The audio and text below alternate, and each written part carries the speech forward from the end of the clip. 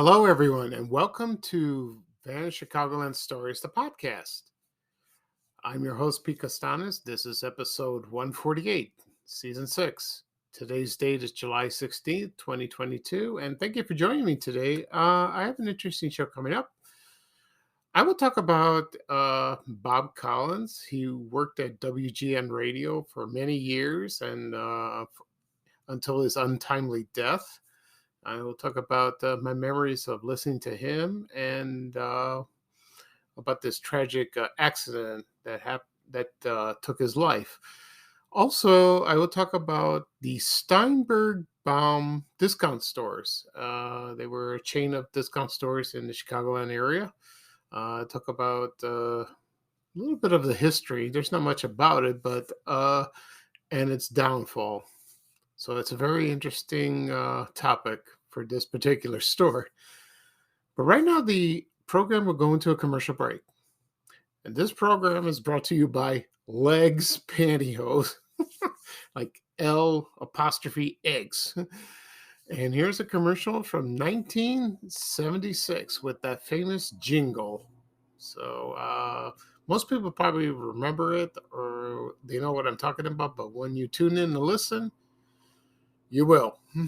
Okay, so here we go. Thank you, everyone. Oh, it's going!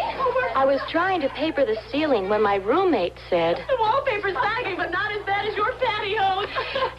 She laughed it off, but I felt like climbing the wall. Now I wear legs. Legs have memory yarn. It stretches out and stretches back to fit beautifully. She's got legs. Our legs fit your legs. They hug you, they hold you, they never let you go. Okay, everyone, I am back. I hope you enjoyed the commercial for Legs Pantyhose. Let me give you a brief history of this product. It was introduced in 1969 by the Hanes Company. And, they made underwear. And that changed the hosiery business forever, in a way. And they developed, the product was shaped like an egg. And the pantyhose were inside. And it took off by store. It took off. It became very popular, and for most women, because a lot of women started to go into the workplace. They have been for a while, but then it intensified, and more women, dressed up to go to work. Wearing dresses and high heels. These days, it's more casual, so you don't see women wearing pantyhose. Very rare. And let's see. So I remember two classic scenes from TV shows about legs. And one was was on Sanford & Son with Fred Sanford. And he was talking to his son Lamont, and he's dancing. He goes, "Our legs is your legs. They hug you and you hold you. They never let you go." I love what he did. It was hilarious. So that was a reference to that product, and I don't remember which episode it was or the reason why he sang it. So it's that's stuck in my mind. And the other TV show was One Day at a Time that starred Bonnie Franklin, and there was one episode. She came home from work. She had a bad day. Everything went wrong, and the last thing she said.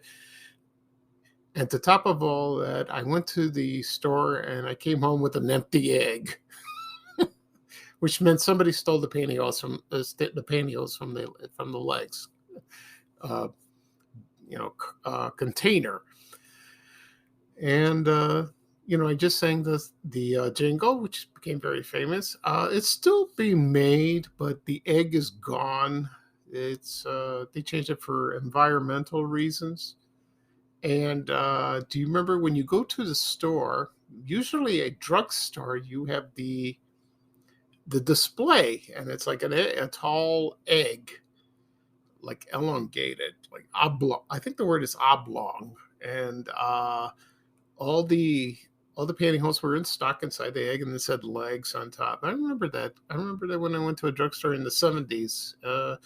when I was in high school. I think so. Probably a Crestline pharmacy that was on 79th Street. I think there was a legs display. But I know there was one where it was in Evergreen Park. I went to see my doctor, every month. And the drugstore did have them displayed, the legs. So, I wonder if you could find it on eBay, the original displays of those. They dismantle all those and they're gone. I don't know. We'll see. Okay. At the beginning of the program, I said that I was going to talk about Bob Collins from WGN Radio and also Steinberg-Baum discount stores. And if you're tuning in, please subscribe to the show.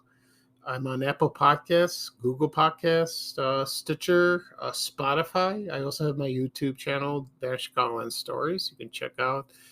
If you go on YouTube, you can do a search. You will find it. And please subscribe there. Okay. And it's also on my blog, chicagoland.blog. Okay.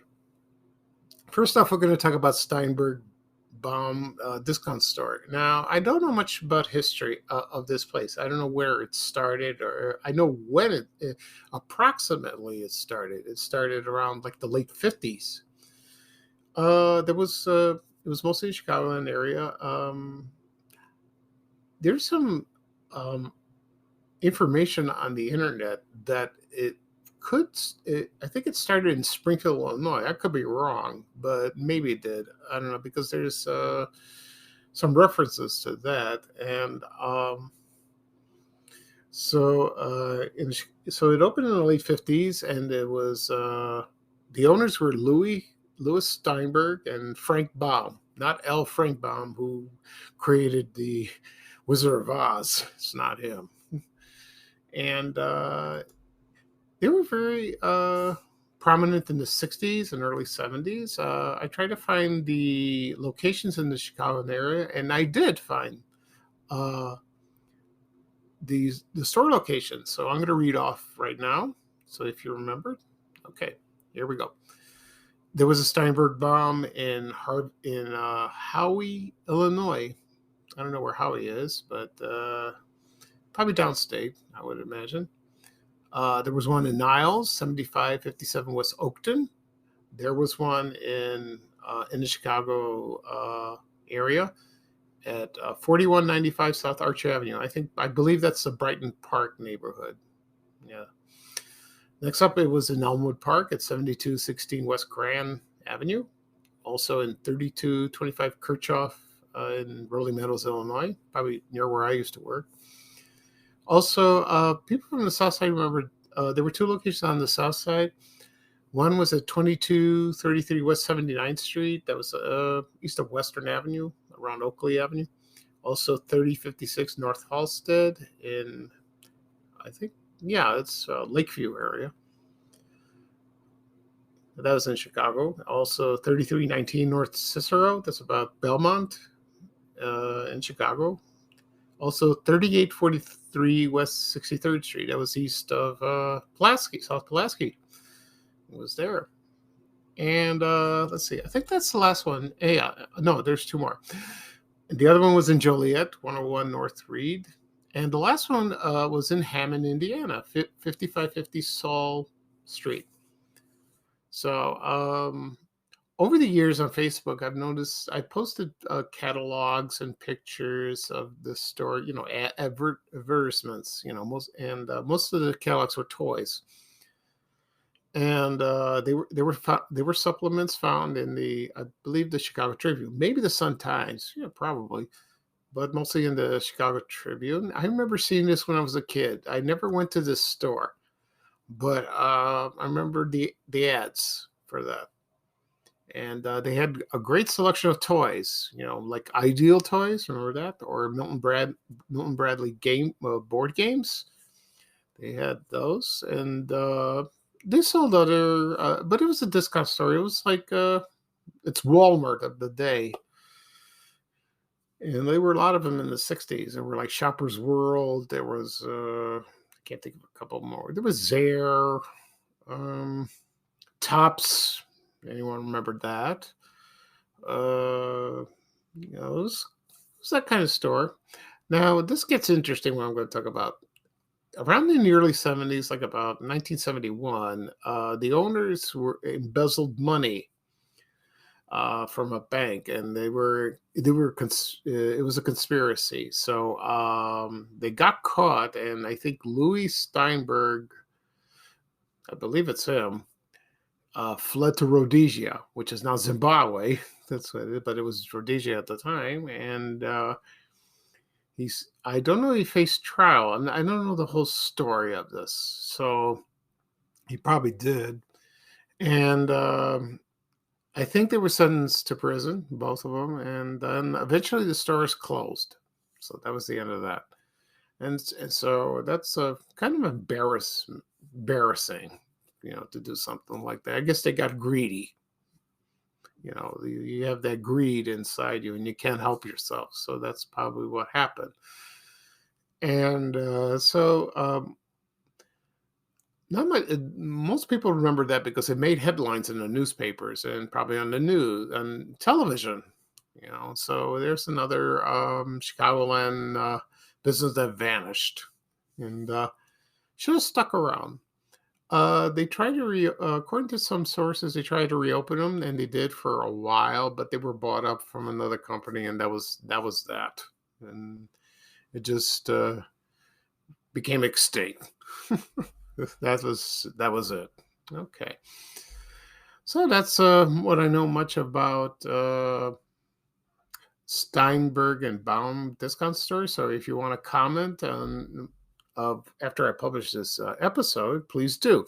If you know more information or try to correct me, I don't mind. That's okay. Okay. Right now, I'm going to talk about Bob Collins, and he was a morning DJ from WGN 720 AM in Chicago. When you think of him, he was wonderful. He was a very how should I say that? Larger than life, and my memories of him was that when I worked in like in the late 80s and the 90s and the 2000s, not 2000, he died in 2000, excuse me, no, but mostly the late 80s and the 90s, when I went to go to work and I commuted far. Sometimes I turn on WGN to listen to traffic report. And, because sometimes I'm stuck and I'm late on the expressways. And I did hear Bob Collins, and he seemed like a wonderful man. You felt like you were in his home. He made you feel comfortable. And he was just a down to earth guy, and he wasn't loud or anything or showy, He was just him. And that's what people find him so lovable. They liked him a lot. So I'll give you a little history of him. But first, I'm going to play a commercial of Bob Collins for WGN 720 WGN Radio, 720 AM, and this is from 1978. So just sit back and tune in and enjoy. Thank you, everyone. Hey, Chicago, how do you feel about Bob Collins on WGN Radio? Bob Collins in die Polika Los Anthropos. Bob Collins? Ist einer von uns. Roberto Collins mit sorpresa todo el tiempo. Bob Collins, on naprawdę zawsze potrafi rozbawić mnie. Bob Collins, il mi fa pensare mio cugino Antonio. Bob Collins? He keeps me company. Call Bob Collins and see why the talk of the block is the talk of the town. WGN Radio 720. Okay, everyone, I am back. I hope you enjoyed the commercial for Bob Collins, WGN AM 720. This clip is courtesy from the Museum of Classic Chicago Television. That's fuzzy.tv, headed by Rick Klein. Thank you for letting me, using the clip. And of course, I give you credit for that. Thank you again. If you listen to the commercial, each person was speaking a foreign language. The first person, a woman, was speaking in Greek, and I understood what she said. And what she said was, I'm going to say it in Greek, so my Greek viewers will understand, not viewers, listeners. I'm not on television.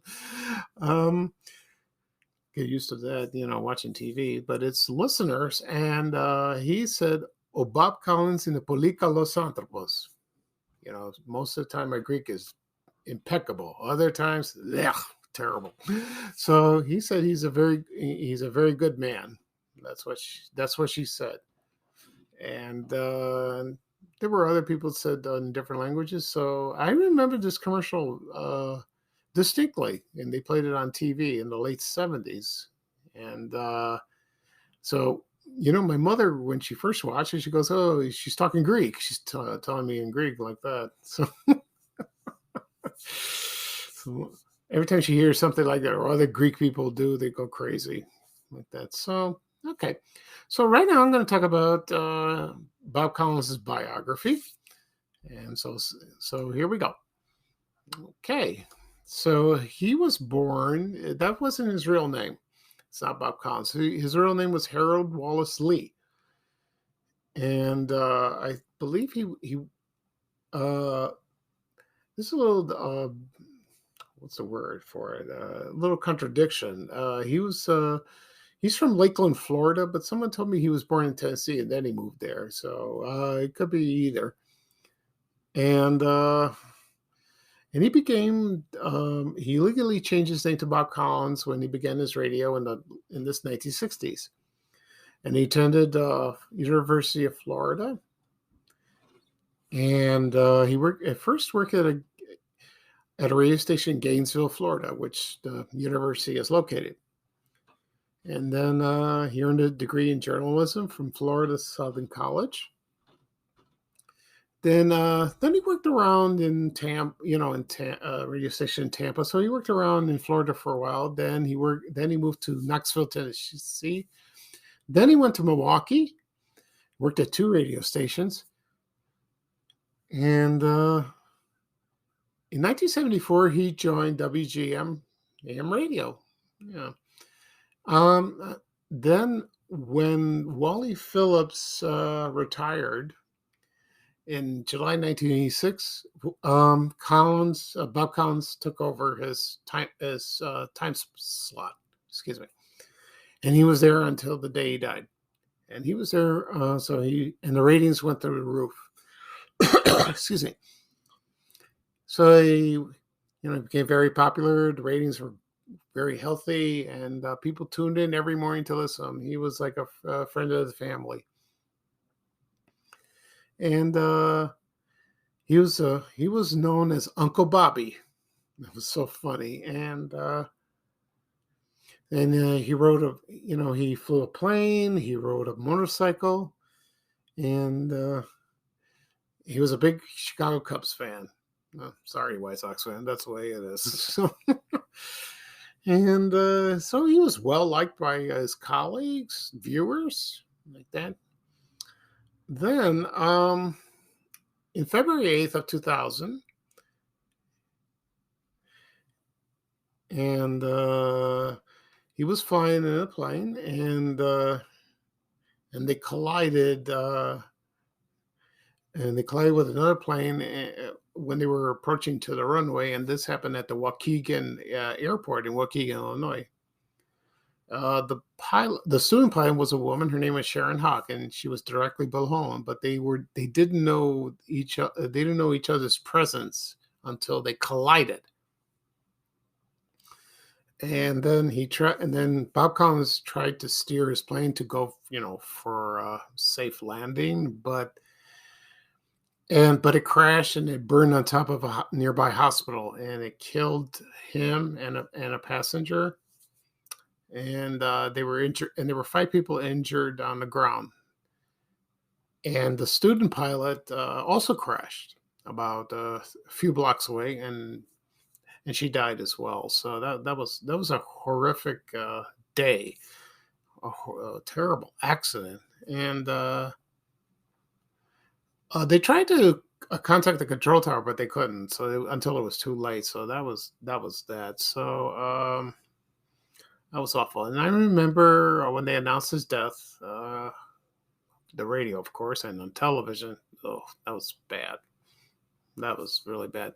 So later on, WGN had a memorial radio show, and it was they recorded on a CD. Remember CDs on a compact disc, and then it was sold to his favorite charities. And the charities were the WGN Radio Neediest Kids Fund and the Salvation Army. So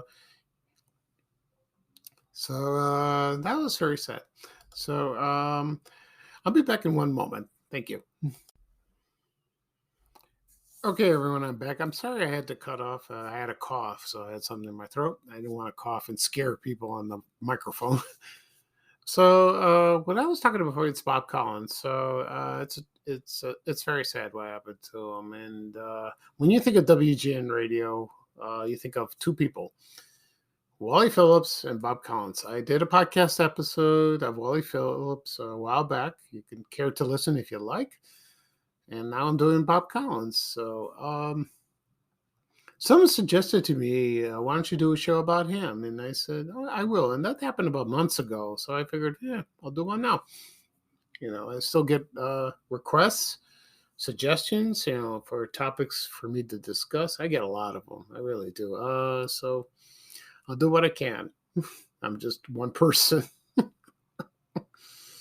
So that's it. So that'll be all for the show for today. Discuss the Steinberg-Baum discount store. Also, Bob Collins on WGN Radio.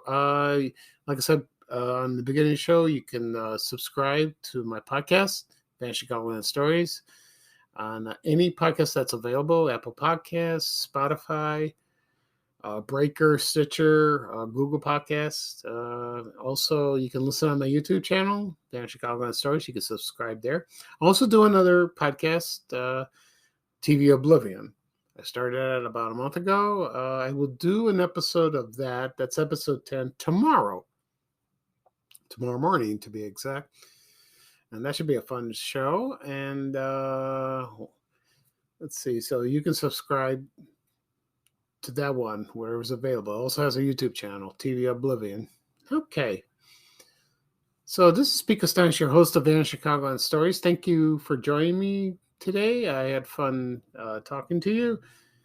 Everyone have a great day, and I will do another episode probably next week. Episode 150 is excuse me, episode 150 is coming up. I will do something special for that. So that's like an anniversary, not an anniversary, but a special episode. So just tune in, and just wait. You could do the other either way. Okay, so this is Vanishing Chicagoland Stories, the podcast. Thank you again for joining me. Bye-bye now for me. And here's Ray Rayner with a little traveling music saying bye-bye. Take care, everyone. So long. We have to go. Bye, bye, bye.